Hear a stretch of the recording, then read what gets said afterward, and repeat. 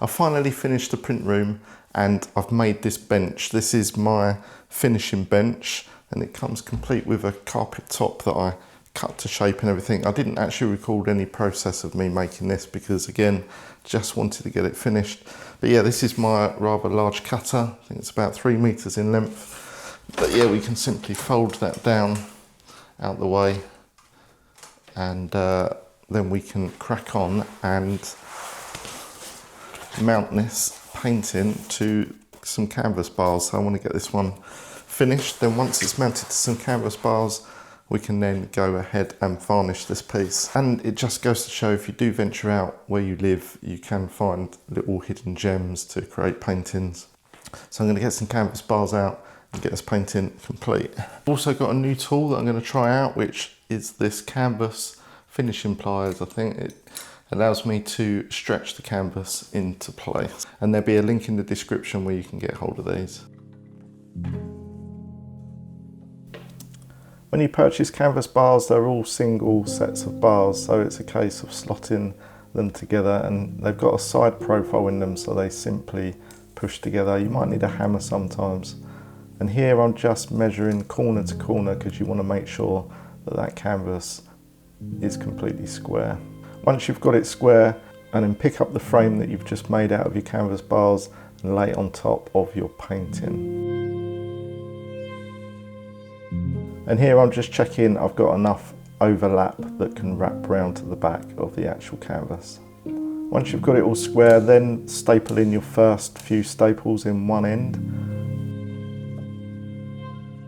And with your new canvas tension tool, pull it taut and staple the opposite side. Then flip the whole thing to the next side, put a few staples in, and then repeat the process. Then before we go any further, quickly flip it over and just make sure you're happy with the positioning.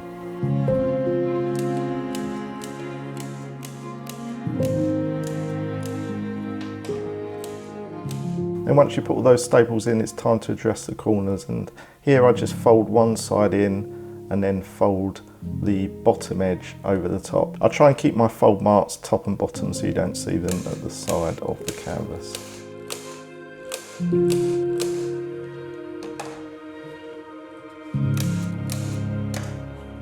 Then once your staples are all driven in, turn it over just to double check it. At this stage your canvas won't be tensioned. Now normally when you buy your canvas bars it comes with a little pack of keys. These are known as keys and these are the actual items that tension the canvas. And you want to place them in each corner. And then with a hammer you want to do 2 or 3 taps to start off in one corner. Then flip the whole thing to the opposite corner and do the same amount of taps. And then repeat the process in the opposite corners. And it's important that you tap the keys in roughly around the same pressure in each corner because they are the items that push open the canvas to create the tension in the actual canvas itself. And if you've done it correctly, it should sound a little bit like this. Before I add the final satin UV varnish to this piece, I need to sign the actual piece of artwork, and I do this in the bottom right, and I use a cocktail stick or a skewer stick, so I'll just quickly show you how I do that. So I use some dark paint. This one's just Payne's grey. Just add a little bit of water in there because I just want it to be a little bit runny. It's a case of then just adding signature in the bottom right. I'll try to keep mine quite discreet, and I'll finish underneath it with just the ear. So I'm going to let that dry and then we're going to come back and varnish it. Now the signature's dried, this is the UV varnish I use, which is the Winsor & Newton satin UV varnish. Do notice how you've got to give it a really good shake because all the sediment sits to the bottom, so shake it really well. I do also use a brush to go around the sides as well, so that's what that's there for. I'll just load up my roller and I'll just start in the middle, sort of work out each side. Don't be alarmed at all the bubbles. I use the roller to spread it and then I use the paintbrush to get rid of all the bubbles.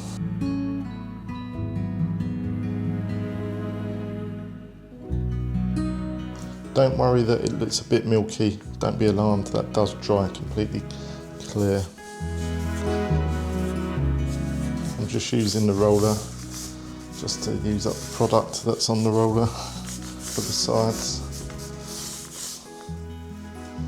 So that's it, make sure you go all the way around and get rid of that excess back off into the dish. And the good thing about using the dish is you can then pour it back into your pot. And that's it really. I always find one coating is sufficient, it covers the canvas completely. And the good thing about using a varnish, it makes the paint then come alive again. Which you tend to find with acrylic, it dulls. When it dries, it goes a little bit dull. But put your varnish on it and it will make your colours pop again.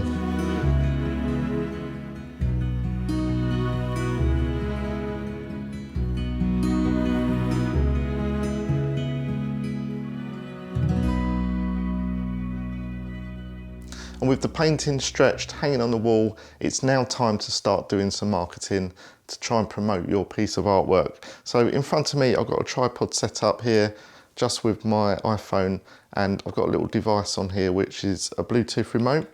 This is a newer stand. I'll put a link in the description where I got this from, and it allows you to set your camera up, get it sort of eye line with your painting, and with the remote you're able to take a photo of your piece of artwork just like that. And the benefit of this is when you're holding your phone, you might slightly move your phone and the painting might be a little bit blurry, whereas this eliminates you from holding the phone at all. And the next steps for me is for me to get some social media content around the painting that I've created. Now you can just use your photo and put it on social media and talk about it, but I like to go one step beyond and try and create a real life environment, something that represents maybe like a home decor environment. And in the past I've used platforms like Canva, which allows you to import your images and select a room, play about with the colours and everything. But times have moved on, it's now 2025 and AI has been introduced. And I've developed a brand new platform which allows you to take your photo, and you're going to be able to use this platform where you can go in, upload your photo, select a room environment, and all of the room prompts have been tailored made to get the best results out of your painting hanging in that scenario. And this app is quite exciting because once you've selected your room, your lighting, you can add human interaction, pet interaction. It then goes off and creates your image, and it's always fun to see what's going to pop up. But the end results have been absolutely outstanding of what I've been getting out of this app so far. Now the app itself is due to launch end of December, January. We're just finalising a few bits within the app. But yeah, keep your eye out for that. And if you sign up to my newsletter, which is flowworks.uk, then once it's released, it will be hitting your inboxes to say that it's out there and released. It's going to be called flowframe.art, so keep your eye out for that as well. But for me, the app is absolutely brilliant because it goes one step beyond. You can then transform those photos into short video animation clips as well. And the results that I've been getting out of those have been absolutely spectacular as well. And I've also introduced some other fun features like professionals holding art, packaging that involves your art and packaging. So if you've just sold a piece of art, you can promote that it's being packaged. And some other really cool features in there. You can upload a picture of yourself holding a piece of art, and it will impose the painting that you select into yourself holding that piece of art, and also yourself looking at your piece of art in a room environment. And another cool feature is you can take a photo of your actual room itself, and it will impose the painting into your own photoed room as well. There's lots of different features within the app that are totally geared up to the artist, and it's dead simple. You just go in there, select your different room environments, different lighting, different camera angles, and it will generate you a really decent quality image that you can use on your social posts. And there's also a new feature that I've been working on recently that allows you to generate your own prompts. So if you can think of a room that isn't listed within the app, you can generate your own prompt, and then when you go to log in next time, you'll be able to see your own room, click on it, and it will generate it to that room environment. So the app is using the latest AI technologies out there to create the best results, and it's all in one place, so you don't have to go hunting around using different platforms to create your different images and different videos to promote your pieces of art. And I'd love to see what's being created in the future as well. Every user that signs up to the app are going to get some free credits. Once those credits are gone, it's going to be a simple case. Through PayPal, you can just select some credit amounts, and it's pay as you go, so there's no subscription. So once you run out your credits, you just top it up. Because I understand an artist doesn't always paint week in, week out, so it's probably not going to be used all the time, but the tool is going to be there for when you do need it to promote your pieces of art. And if that sounds like that's something that you're into, please give me a follow, please subscribe to this channel, and it would help me out tremendously if you do start to use the app when it's released. And as for this painting behind me, well, the next stage is I'm going to be creating a really nice frame for it. So stick around and I'll see you in the next video where I'll be making a picture frame for that painting.